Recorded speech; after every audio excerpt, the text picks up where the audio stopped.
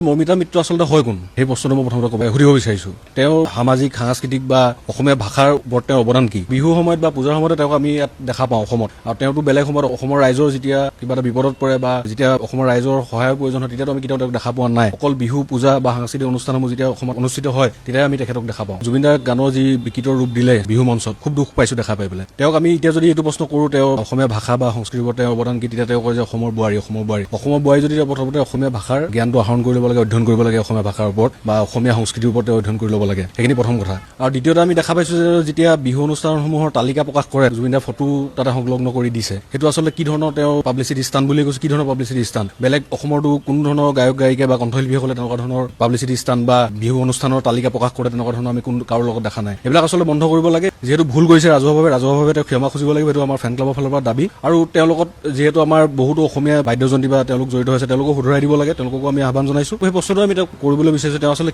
কি কাৰণে এইবিলাক কৰি আছে বিহু কমিটিসকলেও তেওঁলোকে আচলতে অসমততো গায়ক গায়িকা বা কণ্ঠশিল্পীৰ অভাৱ হোৱা নাই তেওঁলোককো আহ্বান জনাইছো যাতে এনেধৰণে যি আমাৰ অসমীয়া প্ৰাণৰ শিল্পী জুবিনদাৰ গান বিকৃতৰ ওপৰত পৰিৱেশন কৰিছে তেওঁক যাতে প্ৰাধান্য দি দিয়ে তাৰে কেতিয়াও বিকৃতৰ ওপৰত বা অসমীয়া ভাষা সংস্কৃতিৰ যেতিয়া এনেকুৱা ধৰণৰ বিকৃতৰ ওপৰত উপস্থাপন কৰে তেওঁ কেতিয়াও প্ৰশ্ৰয় দিয়া নাছিল তেওঁ কেতিয়াও তেনেধৰণৰ কথাবিলাক হ'বলৈ দিয়া নাছিল গতিকে তেওঁলোকো সজাগ হ'ব লাগে অসমতো যথেষ্ট কণ্ঠশিল্পী আছে যথেষ্ট গায়ক গায়িকা আছে তেওঁলোকক প্ৰাধান্য দিয়াটো উচিত বাকী অনুষ্ঠানসমূহ নিজে ডিচিশ্যন লওক কি কৰিলে ভাল হয় কি নকৰিলে ভাল হয় আৰু তেখেতক পুনৰবাৰ সকীয়াই দিছো যাতে এনেকুৱা কামৰ এনেকুৱা ঘটনাৰ গানৰ বিকৃতকৰণ কৰাৰ ঘটনা যাতে পুনৰাবৃত্তি নহয় সেয়া আমি তীব্ৰ ভাষাৰে তেখেতক গৰিহণা দিয়াৰ লগতে পুনৰবাৰ সকীয়াই দিছো